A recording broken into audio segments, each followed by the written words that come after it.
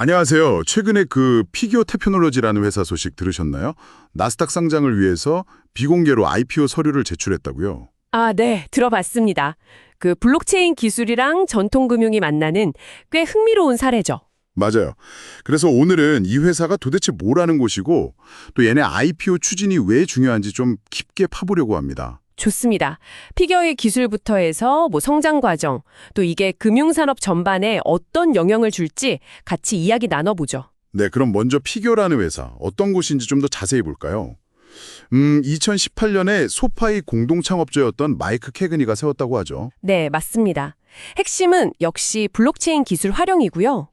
구체적으로는 그 주택담보대출, HLOC라고 하죠. 이걸 토큰화하는 사업을 주로 한다고 들었어요. 그렇죠. 주택 자산 가치를 담보로 받는 대출인데 이걸 블록체인 상에서 디지털 징표, 그러니까 토큰으로 만드는 거예요. 훨씬 거래나 관리가 쉬워지겠죠. 아, 그 과정 자체를 자동화하고 또 암호화폐 담보대출 같은 것도 하고요. 네, 여러 가지를 시도하고 있습니다. 근데 가장 눈에 띄는 건 역시 속도죠. 속도요? 네, 대출 승인 시간이요. 기존에는 며칠씩 걸렸잖아요. 근데 이걸 단 몇 분으로 줄였다는 거예요. 와, 정말요? 며칠 걸리던 걸 몇 분으로요? 그게 가능한가요? 네, 블록체인 기술 덕분이죠. 비용 절감은 당연하고 규제 준수 같은 부분도 자동화했으니까요. 뭐랄까, 금융 디지털 전환의 아주 인상적인 사례라고 할 수 있죠. 그렇군요. 기술 자체도 대단한데 근데 이렇게 빨리 성장할 수 있었던 데는 다른 이유도 있다면서요? 아, 네. 아주 중요한 포인트인데요. 바로 월스트리트의 그 거물들 있잖아요. 골드만삭스나 JP모건. 아, 네네. 대형 금융사들. 그렇죠. 이런 회사들하고 전략적으로 제휴를 맺었다는 겁니다. 이게 단순히 돈 문제를 넘어서 신생 기술 기업에게는 사실 신뢰도가 생명이거든요. 아, 그렇죠. 이름 있는 회사들이 같이 한다고 하면 아무래도 믿음이 가니까. 바로 그겁니다.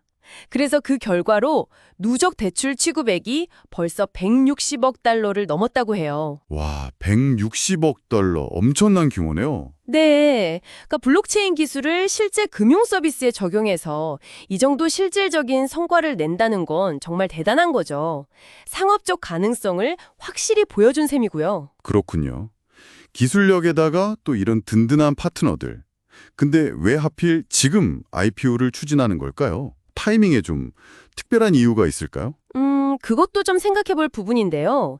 최근에 미국 금융당국이나 투자시장 분위기가 예전과는 좀 달라졌어요. 블록체인이나 디지털 자산에 대해서 좀 더 우호적으로 변하는 추세랄까요? 아, 그런 흐름이 있군요. 네, 아마 피규어는 이 기회를 좀 활용하려는 것 같아요. 글로벌 시장으로 확장하고 또 자본도 더 많이 유치하고 싶겠죠. 단순한 기술 회사 상장, 그 이상이라는 말씀이시네요. 그렇죠. 이게 어떻게 보면 신원 확인, 부동산 거래, 신용 등급 관리 같은 아주 전통적인 금융 업무를 블록체인과 통합하려는 시도거든요. 차세대 핀테크 혁신의 어떤 시험대 같은 거죠. 만약에 성공적으로 상장한다면 정말 제대로 된 금융 실적을 갖춘 대표적인 블록체인 상장사가 되겠네요. 맞습니다. 이걸 좀 더 큰 그림에서 보면요. 피겨의 IPO는 그냥 한 회사 일이 아니에요. 블록체인, 핀테크, 이 산업 전체에 던지는 메시지가 있거든요. 어떤 메시지일까요? 시장의 신뢰를 회복하고, 이 기술이 이제 정말 제도권 금융 시스템 안으로 들어올 수 있겠구나 하는 가능성을 보여주는 거죠. 일종의 신호탄이랄까요. 아, 다른 혁신 기업들한테도 좋은 자극이 되겠어요. 그렇죠. 피규어가 성공하면 블록체인 기반 대출이나 자산 토큰화, 금융 자동화 이런 거 하는 다른 회사들도 우리도 할 수 있겠다 이런 생각을 할 수 있고 실제로 제도권 시장에 진입하는 데 좀 더 길이 열릴 수 있죠. 하지만 항상 그렇듯 변수는 있겠죠. 당연하죠. 여기서 이제 중요한 질문들이 나오는데요. 예를 들어서 규제 환경이 앞으로도 계속 이렇게 우호적일까? 아니면 또 바뀔까? 규제는 항상 문제죠. 네. 그리고 지금처럼 대출 성장 속도를 계속 유지할 수 있을지, 또 시장에서는 이 사업 모델이 정말 장기적으로 수익성이 있고 지속 가능하다고 평가해 줄지, 이런 것들은 계속 지켜봐야 할 부분입니다. 그렇군요. 자, 그럼 이 모든 이야기들이 이걸 듣고 계신 여러분께는 어떤 의미가 있을까요? 오늘 피규어 테크놀로지가 어떻게 블록체인을 실제 금융 서비스에 접목해서 혁신을 만들고 있는지, 또 IPO 추진의 의미는 뭔지 살펴봤는데요. 이게 단순히 어떤 한 기술 회사의 상장 이야기만은 아닌 것 같아요. 맞아요. 어쩌면 금융의 미래가 어떻게 바뀔지 그 한 단면을 좀 엿볼 수 있는 그런 기회가 아닐까 싶습니다. 네, 저도 동감합니다. 근데 피규어 IPO 자체도 물론 중요하지만 여기서 한 걸음만 더 나아가서 이런 생각을 해보는 건 어떨까요? 어떤 생각일까요? 만약에 말이죠, 블록체인이 주택담보대출처럼 되게 복잡하고 시간 오래 걸리는 거래를 이렇게 효율적이고 안전하게 자동화할 수 있다면 과연 다른 산업 분야는 어떨까요? 다른 산업이요? 예를 들면요? 뭐든 될 수 있겠죠. 전통적으로 되게 느리고 서류 작업 엄청 많았던 그런 분야들 있잖아요.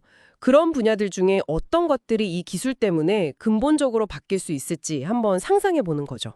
그러네요. 지금은 너무 당연하게 생각하는 절차들이 나중에는 어쩌면 불필요해질 수도 있겠군요. 그렇죠. 그런 가능성을 한번 생각해 보는 것, 그게 또 미래를 대비하는 좋은 관점이 될 수 있지